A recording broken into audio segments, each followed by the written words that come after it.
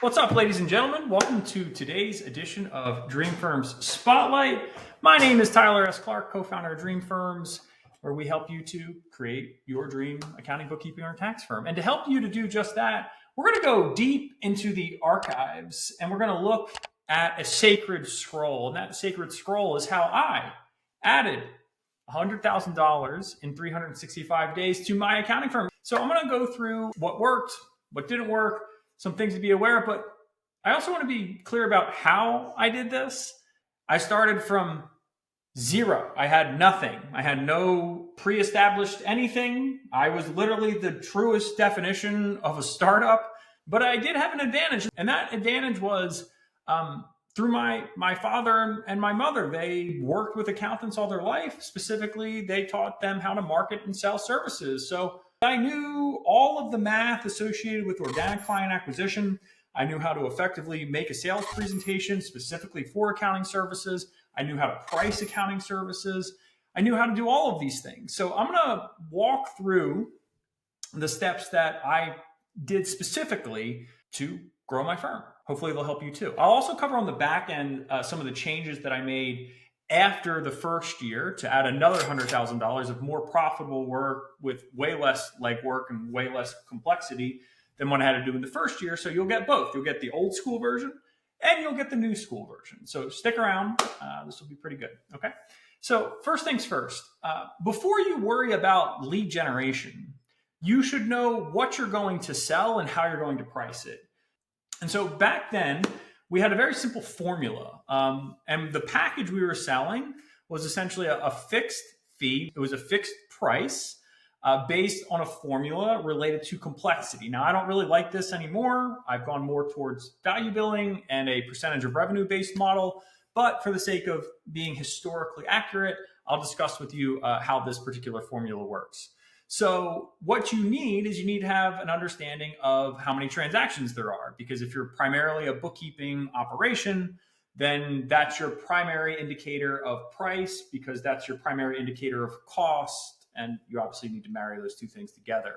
And so back then, this was going back about 10 years ago. Wow, a little longer than that at this point. Geez.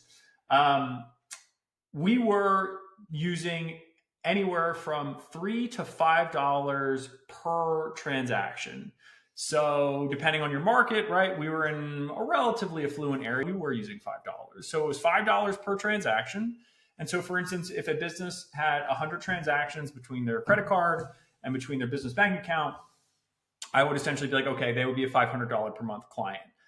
In addition to that, you would need to be able to understand how to price back work, which is just saying, like, if they have not had any form of bookkeeping since the start of their business, or their bookkeeper quit in the last couple of months and nothing's been done, obviously you need to account for that. You need to charge for it.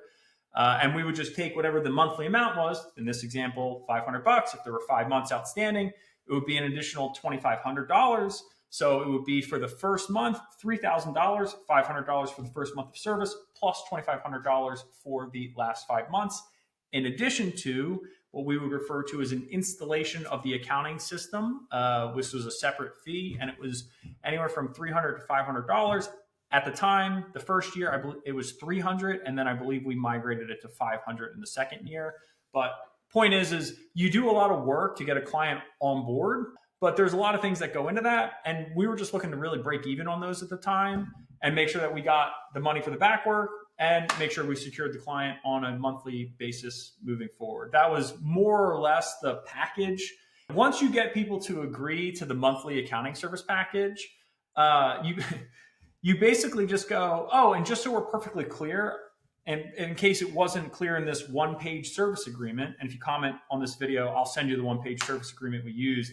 It's an absolute monster, complete killer. Small businesses eat this thing up. They don't like these super complex, long contracts. Just outlines exactly what they get, how much they're going to pay on a single page. Really beautiful, really simple. So again, comment below and I'm happy to send it to you. But the point is what I would say as an addendum to the agreement is I go, oh, and just so you know, this doesn't include your tax return. And then I would just say, oh, your tax return's not included. It would be approximately $1,200 for what you've got. And if you want to include that in your monthly, I can just roll it in and I can give you a 10% discount off the top. So you can save a little bit of money because we have to do your tax return anyway, and you probably don't want that surprise bill at the end of the year. I don't think anyone ever said no to that. And normally it was, $1,200, $1,500, sometimes $800, depending, what they had going on. So it was either an instant bump of like $50 to $75 per month, or it was a bump of $100 or more per month. And make sure that you don't get burned on that, because you can get burned on it. And what I mean by that is, let's say that you, I learned this in year one because I was like, oh, that was really stupid. Because you learn things, obviously as you go through business, you realize you did something that you thought it was smart, and then you realize it was stupid. And so what I realized was stupid is I had signed up a client at the very end of the year. And in my mind, I'm like, they're just going to be a client forever. Like, why would they ever leave? And, they were a relatively small client. I think it was like $250 a month or something like that. And I rolled in the tax return as I usually do. They got their tax return done very early, filed, and like they were very on top of it, and then they canceled services.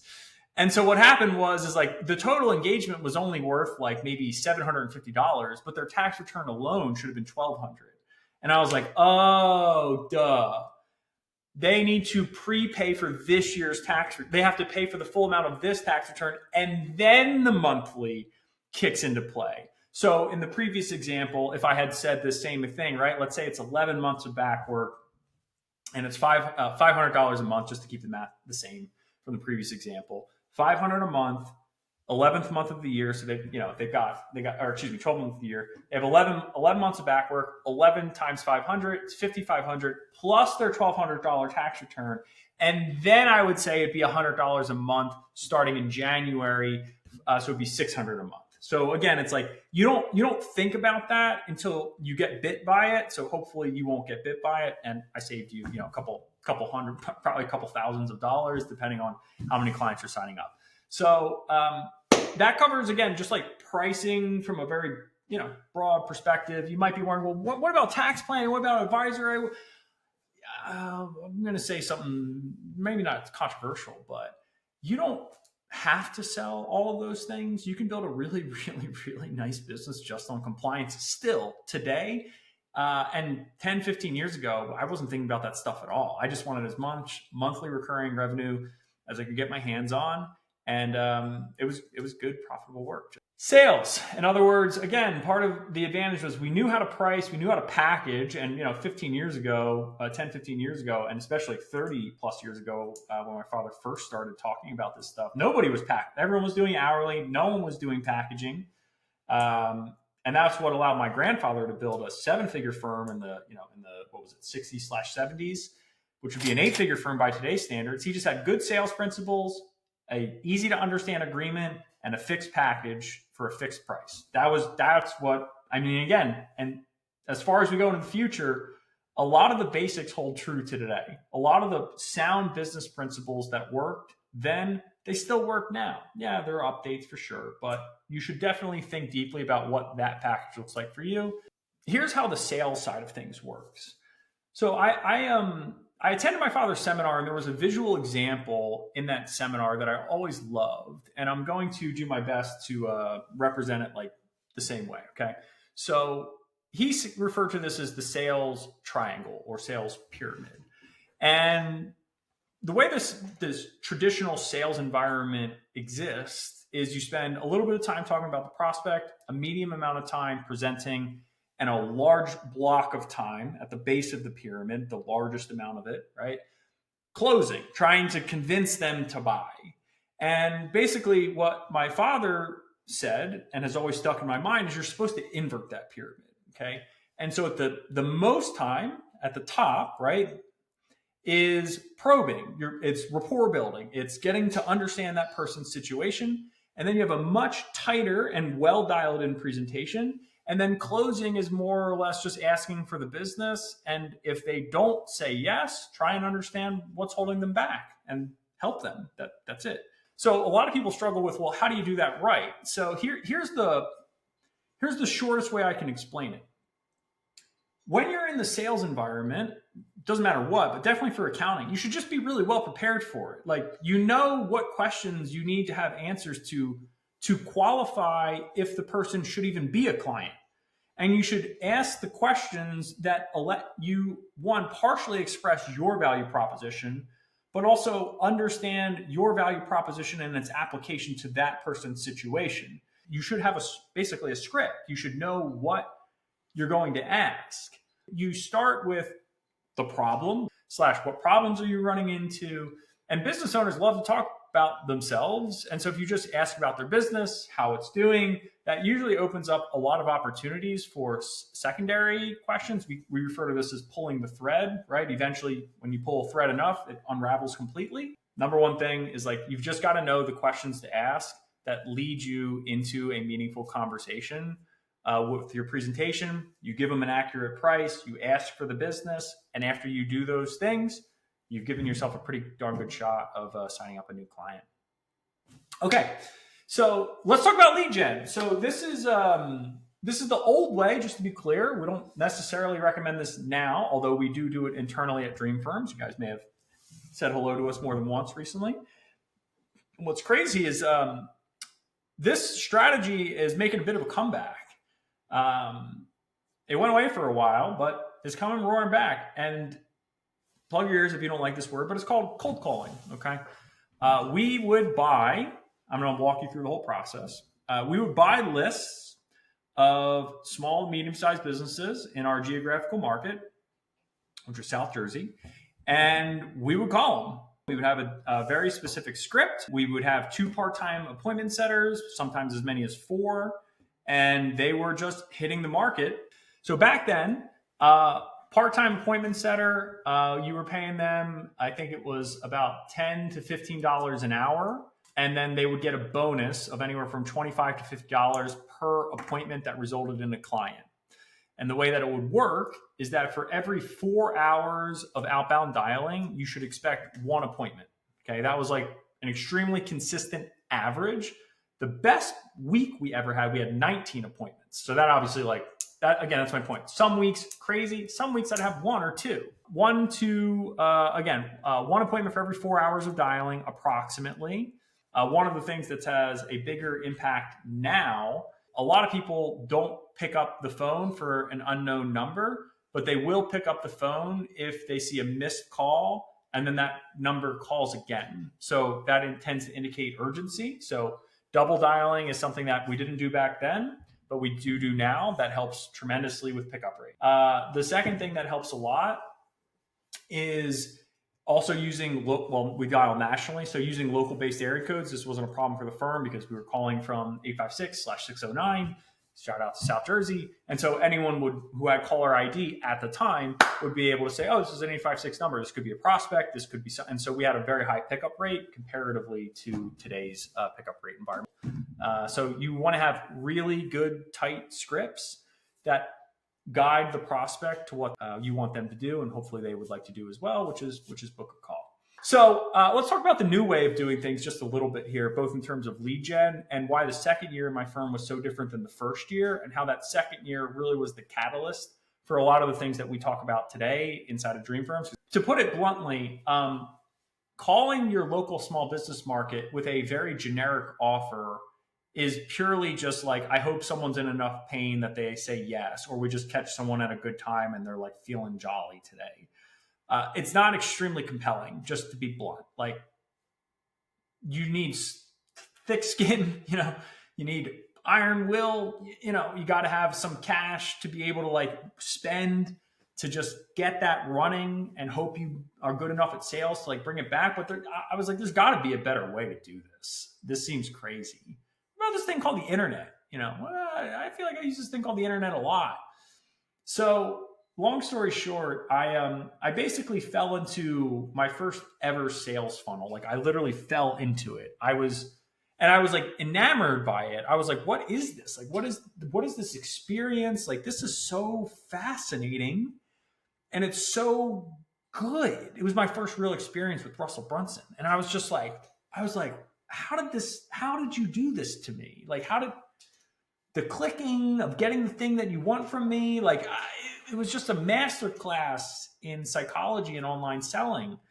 And I was like, this is something I have to figure out. So I made it my mission to figure out how that worked and apply it back to my accounting firm. Like that was my only purpose in life. And so here's the main takeaways that I can tell you is that without a more specific target market, it's impossible. Okay, without a more well-defined dream client profile and avatar, it's really hard to do, like super hard. And you don't want things to be harder. And so the first thing I realized was like, oh, who do we like to work with? Who's our top 10% of clients? Like who? Oh, well, that's weird. They're all veterans. I was like, what if we just told people we were specifically for veterans? Like, what if we tried that? Like, worked really well because they're process oriented. It was a well-made decision based on data we had. It's like, oh, okay, that works. And then I was like, but what about all the technical stuff in terms of like getting them to want to book calls? What about all the technical stuff in terms of like getting the page to look the right way? And I was paying all this money for like ambiguous SEO work at the time. I'm sure a lot of people are, and you're not getting anything for it. I was a decade ago when SEO was not nearly as crowded as it is now. And I wasn't getting anything for it. I got one lead in 12 months. I didn't do anything. And then I was like, all right, I'm going to remake this page super simple. And I'm going to make it like a tech page. I'm going to make it like a software landing page. Like I'm going to make it like really streamlined and I'm going to see what happens. And I got 6 leads off our website in a month. And my eyes were like this at the end of I was like, what? And I was just selling them on the phone. I didn't even have to go out and drive to them. I was like, I ain't never going anywhere again. I was like, yeah, let's do it. So the sales presentation translated perfectly to the phone. And now we had an inbound, at least a website that was capable of generating booked appointments. Again, booked appointments, not a form fill. And I was like, this is amazing. This is revolutionary. And so then we started to explore social media more. We started to explore more targeted lists based on veterans. We started to explore even using paid pay per lead services like, it's now primarily Bark. But Thumbtack was just new at the time. And I was like, well, this is interesting. An appointment setter brought it to me. She's like, you should check this out. And I was like, what is this? I've never seen this before. And Google Maps was just starting to come out at the time. So there were all these like emerging things. And we were just like, let's just try them. And literally, this is the fun thing about marketing is like most things that you try and have a baseline of some degree of skill, understanding, or appreciation for marketing, you can basically make them work. Like I have clients that use Thumbtack now and they kill it on there because here's the thing. Most accountants who try anything, but try Thumbtack, for instance, they'll try for like a week and they don't even know how to send a well-made direct message. They don't know how to optimize their Thumbtack profile so that they actually look like the experts that they are. And then they're like, that didn't work. And they throw out something that could be worth tens of thousands of dollars every single month that is pennies on the dollar in terms of lead gen. And they don't even know how much they're paying for a cost per lead to begin with. They have no idea. They have no idea. They just wait for referrals. So everything looks bad when you just sit around and wait for free referrals, but really it's the cost of your time to service clients well enough over months and years that eventually leads to one client. And again, it feels free, but it's not. And they're easy to close because of course they're a referral. But the thing is you're just slowly waiting over time and it's a trap. But if you get good at some fundamental underlying principles of like, who's my dream client? How much actual marketing do we do towards them? How are they even aware we exist? When they become aware we exist, do we look like the experts that we are? And do we make a compelling offer? I mean, hell, a compelling offer is even just like 30-minute free consultation is still a compelling offer for an accounting firm, as crazy as it sounds. You don't even need to make a crazy offer. So the point is you can have all this old school methodologies, and they work. They do. But if you merge it with the new school, it works like crazy. It works so well. Even just being able to make a competent follow-up phone call from a lead works super well. Even just calling them after they book a call with you and introducing yourself and trying to pull the call up works super well. So there are all these like little hacks you can use now to, again, just help create your dream firm even faster. And I promised that I would say something about outbound dialing towards the back end of this. So I was super cold on cold calling for a long time, primarily because I was just burned out from it from my accounting firm. Like, you make enough cold calls, you have people make enough cold calls. It just, you can have thick skin, but once you taste the sweetness of online marketing and inbound leads, you just kind of get tired of it, right? Like, you just don't think it's necessary anymore. And then I had to change change of tune. And the reason I had that change of tune is just because I saw other companies that were growing much faster than us, and I essentially was like, "What are you guys doing?" And they're like, "We just call all of our leads."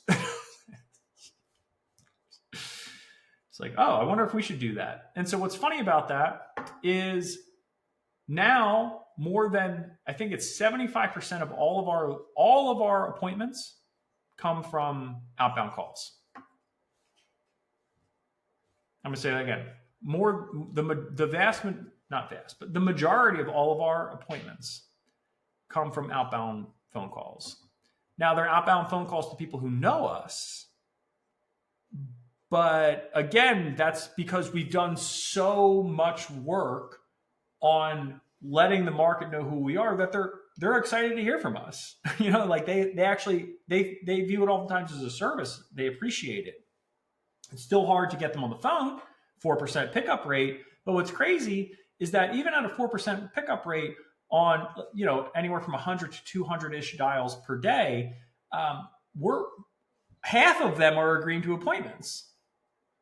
So the math from 10 to 15 years ago of one appointment per 4 hours of dialing is still pretty accurate. It's crazy. But the difference is if it was just a pure cold call, like literally they never heard of you before type of cold call, like I was doing back then, I would imagine that it would be closer to 1 per 8 hours. And that would probably be with a really skilled outbound cold caller with an extremely good script and still a really good list to call from, and technology enabled with double dials, really good sequence, helping them stay really productive. It's preloading calls.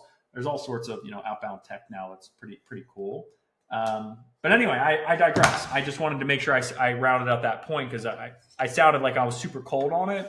But calling has a place in your outbound, in your marketing efforts for sure. But it can be done in a good and smart way.